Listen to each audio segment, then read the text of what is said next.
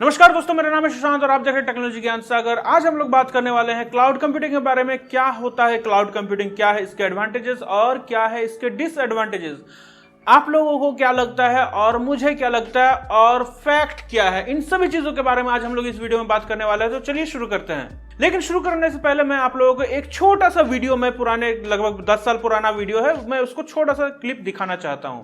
चलिए उसको देखते हैं। पहले डॉक्यूमेंट्स जो है आप सिर्फ कंप्यूटर पे रिकॉर्ड हो जाते हैं। अच्छा, गूगल का जो पूरा सॉफ्टवेयर है, आपने कभी गूगल की सॉफ्टवेयर सीडी देखी है? कभी देखते हुए नहीं है। वो सारी क्लाउड के अंदर है, क्लाउड सीडी बोलते हैं इसको। तो अब जो नया युग आ रहा है उसके अंदर आपको सिर्फ एक कंप्यूटर के अलावा जहां पर आप उसको कनेक्ट कर सकते हैं क्लाउड से, उससे आप सारा सॉफ्टवेयर और आपके सारे डॉक्यूमेंट्स आ जाएंगे।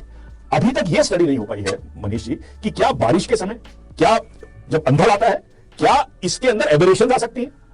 तो अगर आप लोगों को भी इन मंत्री जैसा लगता है कि क्लाउड में कोई कंप्यूटर है, क्लाउड में कोई डेटा सर्वर है जहां पे हम लोग डेटा अपलोड करते हैं, तो बिल्कुल भी ऐसा नहीं है। क्लाउड कंप्यूटिंग में होता क्या है कि अगर मैं इसके डेफिनेशन में जाऊं तो क्लाउड कंप्यूटिंग का मतलब क्या होता है कि एक ऐसा जगह, एक ऐसी सर्वर, एक ऐसा सर्वर जहां पे आप अपना डेटा अपलोड कर सकते हैं। सिर्फ डेटा ही अपलोड नहीं कर सकते हैं, आप वहां पे जा करके या फिर ऑनलाइन के माध्यम से गेम्स खेल सकते हैं, सॉफ्टवेयर यूज कर सकते हैं। जैसे कि आप पबजी वगैरह में करते ही हो, आपके पास क्या होता है, आपके मोबाइल में तो कोई डेटा होता नहीं है, आप एक गेम इंस्टॉल करते हो। गेम इंस्टॉल करने का मतलब होता है एक ऐप इंस्टॉल करते हो, आप उसमें यूजर आईडी पासवर्ड क्रिएट करते हो ईमेल आईडी वगैरह के थ्रू, और आप जब भी खेलते हो तो आपका सेव्ड डेटा, यानी जो भी आप लेवल्स क्रॉस करते हो या फिर जो भी बैजेस वगैरह आपको मिलते हैं, चाहे वो फ्री फायर हो या फिर पबजी वगैरह हो, आपको कुछ ना कुछ लेवल्स, कुछ ना कुछ बैजेस मिलते हैं, कुछ आपको क्या बोलते हैं उसको, प्रमोशन वगैरह मिलता जाता है। आप RP1 RP2 इस तरह से कुछ होता है। तो इसमें क्या होता है कि वो आपके मोबाइल पर सेव नहीं होता है, वो डेटा सेव होता है किसी सर्वर पर, टेंसेंट का या जो भी उसका कंपनी का सर्वर होता है वहां पे सेव होता है, और आपको अपने मोबाइल से उसको यूज कर सकते हो। आप अगर अपना मोबाइल छोड़ भी दो, अपना मोबाइल से उस सॉफ्टवेयर को अनइंस्टॉल भी कर दो, आप दोबारा कोई दूसरा मोबाइल खरीद लेते हो, कोई नया वाला, और उसमें फिर से वही यूजर आईडी और पासवर्ड यूज करोगे, तो आपका बैजेस वही का वही जो आप ने पुराने मोबाइल से अपलोड किया था या पुराने मोबाइल से जो गेम्स खेले थे या जो डेटा आपने वहां पे अपलोड किया था, वो सारा का सारा आप नए मोबाइल पर भी यूज कर सकते हो। और यही नहीं, अगर आप कंप्यूटर में भी बैठे हो और सेम गेम खेलना चाहते हो, मोबाइल वाला या फिर कोई और, तो आप उसको कंप्यूटर से भी एक्सेस कर सकते हो। ये होता कैसे है, आइए इसको समझ लेते हैं। एक कंपनी है जिसके पास बहुत सारा डेटा स्टोर करने के लिए बहुत बड़े बड़े हार्ड डिस्क हैं। आप क्या करते हो, आपके पास सिर्फ यहाँ पे जरूरत होती है एक हाई स्पीड इंटरनेट कनेक्टिविटी की।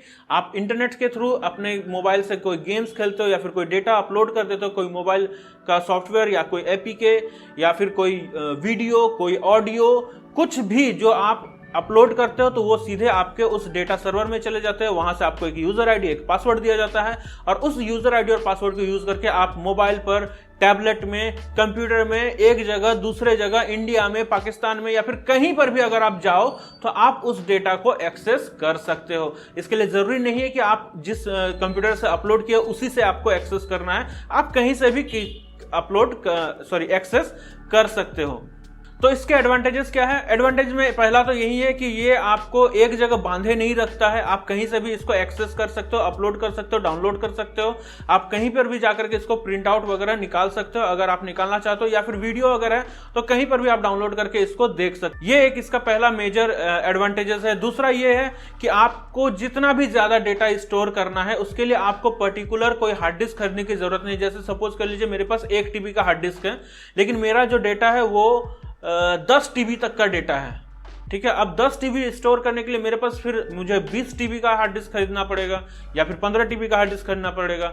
अगर मेरा डेटा बढ़ता जाएगा, 50 TB तक पहुंच जाएगा, तो मुझे 50 TB का हार्ड डिस्क खरीदना पड़ेगा। लेकिन इसमें क्या है कि आपको वहां पे एक छोटा सा रेंटल या रेंट देना पड़ता है, जिसमें वो आपको कुछ डेटा प्रोवाइड कर देता है, कुछ स्पेस प्रोवाइड कर देता है, जिसमें आप अपने डेटा को स्टोर कर सकते हो या रख सकते हो।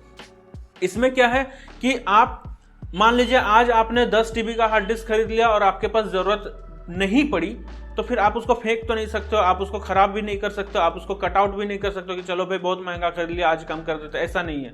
लेकिन ऑनलाइन जो हम लोग के डेटा सर्वर्स होते हैं, जो क्लाउड्स कंप्यूटिंग में होता है, उसमें क्या होता है कि आप एक कोई मिनिमम रेंटल दे देते हो, कोई $2 का, 5, 10 या जो भी है, उसका पे करते हो और वो आपको एक स्पेस दे देता है। कल आप चाहो कि नहीं मुझे 10 GB के जगह पे या 10 TB के जगह पे 20 TB का डेटा चाहिए, तो बस उसके लिए और एक छोटा सा नॉमिनल आपको रेंट प्राइस बढ़ाना होगा और उसके बाद आपको उतना सारा डेटा एक्सेस करने को मिल जाएगा। इसमें आपको जरूरत क्या पड़ेगी, एक हाई स्पीड इंटरनेट कनेक्टिविटी की, और अगर आप बाद में उसको कम करना चाहते हो तो उसको कम भी कर सकते हो।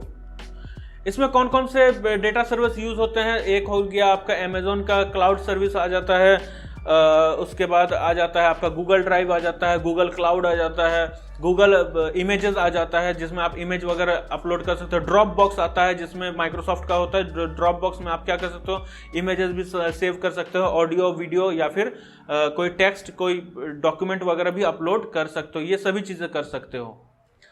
अब बात कर लेते हैं इसके डिसएडवांटेजेस की। डिसएडवांटेज में ये सिर्फ एक या दो ही डिसएडवांटेजेस मैं इसके मानूंगा कि पहला तो ये है कि आप जिसको डेटा अपलोड करके दे रहे हो उस कंपनी को भी उस डेटा को एक्सेस करने का पावर मिल जाता है, लेकिन वो अगर चाहे तो उसका गलत यूज भी कर सकता है। बहुत बार ऐसा हुआ भी है।